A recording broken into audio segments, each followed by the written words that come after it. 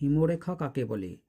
পার্বত্য অঞ্চলে যে সীমারেখার ওপর সারা বছর বরফ জমে থাকে আর নিচে বরফ গলে যায় সেই সীমারেখাকে হিমরেখা বলে। হিমরেখার নিয়ন্ত্রকগুলি কি কি? অক্ষাংশ, উচ্চতা, ভূমির ঢাল, ঋতু, বায়ুপ্রবাহ ও জলীয় বাষ্প। নেক্সট, হিমরেখার উচ্চতা নিরক্ষরেখা থেকে মেরুর দিকে বাড়ে না কমে? হিমরেখার উচ্চতা নিরক্ষরেখা থেকে মেরুর দিকে কমতে থাকে। অর্থাৎ নিরক্ষীয় অঞ্চলে হিমরেখা পর্বতের অনেক উঁচুতে অবস্থান করে এবং মেরুর দিকে তা আস্তে আস্তে নিচে নেমে আসতে থাকে, এবং মেরু অঞ্চলে হিমরেখা সমুদ্র পৃষ্ঠে অবস্থান করে। নেক্সট, হিমশৈল কাকে বলে? সমুদ্র জলে ভাসমান ও গতিশীল বিশালাকার বরফের স্তূপকে হিমশৈল বলে।